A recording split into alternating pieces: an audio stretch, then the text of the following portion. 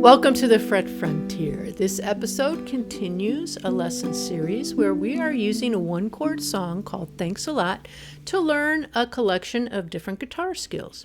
In this episode, we're going to start discussing fills. And fills are a little musical embellishment that we can put in as an accompanist for a vocalist when there is no melody going on. So when the vocalist isn't singing, you can actually fill something in besides just strumming. You can get a little melodic embellishment in there. There's two different kinds of melodic embellishments we're going to talk about when using fills for the purpose of these lessons. And one will be echoing the melody, and the other will be creating a melodic riff. So the two techniques will sound like this when we incorporate them into the song. So here's an example of where we're going with this, starting in this episode. Thanks a lot. Thanks for the sun in the sky. Thanks a lot. Thanks for the clouds so high. Okay, so the first fill that you heard, that is echoing the melody, where we borrowed the phrase that we heard right before that measure where there is no vocalist singing any melody, to repeat that little phrase, to add a little bit of musical interest for our listener and even for ourselves as we're performing. And then the second option that you heard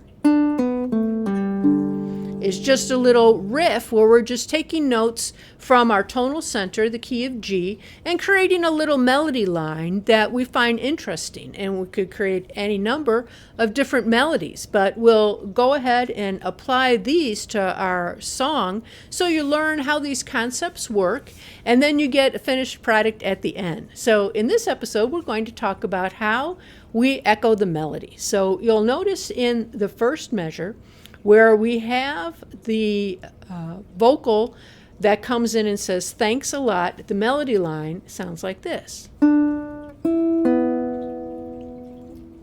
Thanks a lot.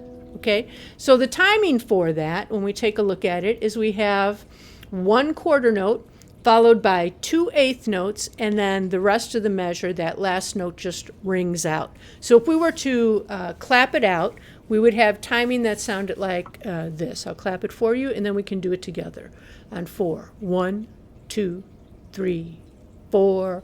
1, 2, and 3, 4. So that first beat that happens on the word thanks, that's a quarter note, the note that you see there in the standard notation. And when you see a note like that, you'll notice also when we were strumming, right, our strumming patterns, so we're familiar with the quarter notes, all look like that. It's a filled in dark circle with a stem off of it, and it represents one beat of time in a measure. So if we were playing quarter notes, we would play in a 4-beat measure, one after another. We'd have 1, 2, 3, 4. Okay? Then our next note, you'll notice, looks similar, but it has a little flag on it. It has a bar on the bottom connecting it to the next note.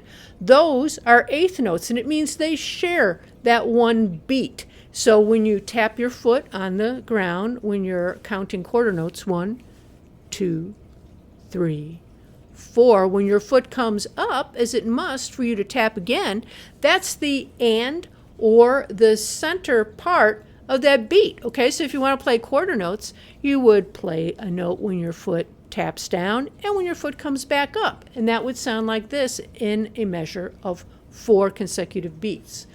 1 and 2 and 3 and 4, and then quarter notes, 2, 3, 4 eighth notes, 1 and 2 and 3 and 4 and, okay? Our last note in that measure, you'll see, is a hollowed out circle, still has a stem on it. That is representing a half note, which is equal to 2 beats. So if you're in a 4-beat measure and you want to play half notes, you could fit 2 of them. So it would be 1, 2, 3, 4. Okay. And you'll notice in the case of this measure, that note never really sounds out. When we're playing thanks a lot, we just have thanks a lot. There's not another note. It doesn't go like this. Thanks a lot, right? You don't play that actual half note. And you'll notice that there is a tie, that little arched tie that connects that eighth note that is before the half note to the half note, means that it is representing more time. You don't play it, you don't articulate it, but you allow the note to continue to ring out. This note gets more time. So it's your standard notation is a way of communicating many things to you. What the name of the note is, how long you want the note to ring out in time, and it gives you a lot of power when you're trying to figure out how to play songs that you may never have heard before, or a song that's arranged by someone that you are familiar with the song, but you don't know exactly how they interpreted it, and you want to get it as close as possible. So what we want to do, the reason we want to know that timing is we want to know how much we're going to be using up of a measure when we play that. So when we go back to doing our strumming and our picking pattern, we know what we have to fill in to keep the momentum going. Let's start off just doing our fill. So we have our notes. Let's play our notes together. We're just going to do the thanks a lot notes, looking at the tablature of the first measure, the melody part of it. Let's use our first finger on the third fret of the second string. It's our first note with the word thanks. Then we are going to play the first string open for A, from alot, the part. Okay, that's an E in terms of our note. And then we're going to come back to the second string and play that open, and that's a B. So we're going to go ahead and play those notes now with the proper timing. I'll count us in at 4. Play it with me. 1, 2, 3, 4. Thanks a lot. Let's do it again. 2, 3, 4. 1, 2, and 3, 4. One more time. 1, 2, 3, 4. 1, 2, and 3, 4. Okay. So now what we want to do is fill that in a little bit, okay? Because that's going to be a big difference if we're playing chords, right? We have thanks a lot. Kind of stops the song. So what we want to do is fill in a little bit with our fill, a little bit more harmony. So we're going to harmonize that melody by taking notes out of the chord. We've got this G chord that we've been using. So we know that this second string, third string, and fourth string can all be used open, and that's good information for this fill. We're going to take our melody and we're going to grab some of those open notes to give us a little bit more of a harmonized sound. So when we do our fill, let's take a look at the second measure now. This is what our fill will look like. We'll have our first finger on the third fret of that second string, and we're also going to pluck our third string open. So on your right hand, you'll use your thumb on the third string, index finger on the second string, and you get that nice harmonized sound. Okay. Then when we go and play our open note on the first string, we'll let that be by itself, and you can use your second finger on your right hand on the first string. You can also use your index finger if you would prefer to. Pick one and try to be consistent with it so you get comfortable with it. In this case, I'll use my second finger. So I've got first finger and thumb together for that first part. Then I'm going to use my middle finger there. And then I'm going to come back to the second string and the third string, and this time they'll both be open. Okay? Let's play that together. 1, 2, 3, 4.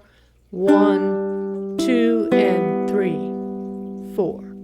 Okay, so now when we are strumming, we've got some notes ringing out, and that is going to help keep the momentum going in the song. Let's go through the first verse of this song using our level 1 accompaniment. So we're going to just strum quarter notes. When we get to our fill that comes after thanks a lot, we will play this little harmonized version that we just did together. So let's do this on the count to 4. 1, 2, 3, 4. Thanks a lot.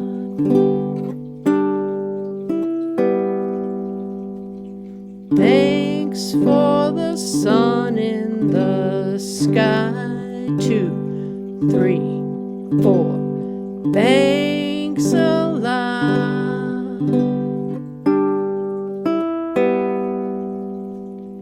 Thanks for the clouds so high.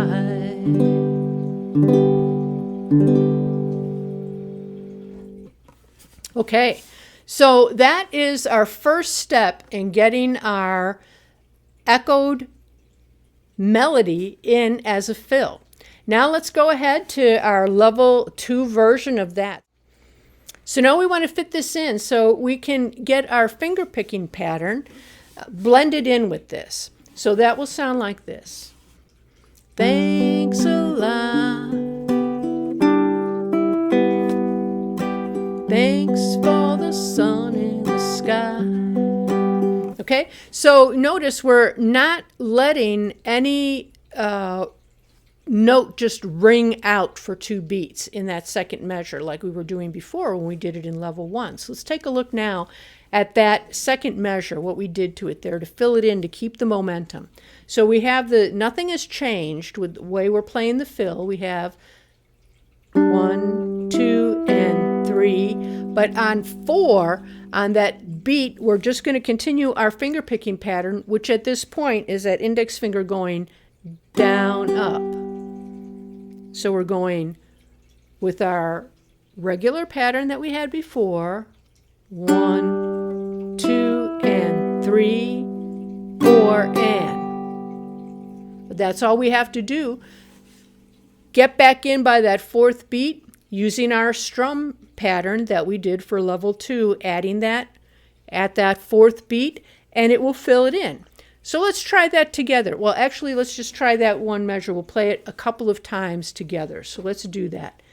2, 3, 4, 1, 2, and 3, 4, and. Let's do it again. 1, 2, 3, 4, 1, 2, and 3, 4, and. Okay? So now let's play it all the way through. We're going to use our echoed melody fill after thanks a lot each time it occurs in the first verse. So we get to play it 2 times. Let's do it together. You'll see the notes come up on the screen. I'll count us in on 4. 1, 2, 3, 4. Thanks a lot. Thanks for the sun in the sky. Thanks a lot. Thanks for the clouds so high. Okay? And when you get comfortable with that fill, just the same way that you do the finger picking pattern in the strum, however you've been doing that to keep your momentum, you can pick it up right after that open 2nd and 3rd string together. So if you want to fill it in even a little more, it can be 1, 2, and 3, and 4, and. The way we do that second measure part of it when we fill it in a little bit more. So if that doesn't make sense to you, don't worry about it right now, but remember that you can take the fill and fill it in as much as sounds good to you. It doesn't have to be very rigid. So if it sounds a little different each time, the thing that you're looking for is the sound of thanks a lot. Whatever you do after that is keeping the momentum. Just make sure that you don't create a sense of the song just stopped so that you could play that fill. Let's do it one more time together. 1, 2, 3, 4. Thanks a lot. Thanks for the sun in the sky. Thanks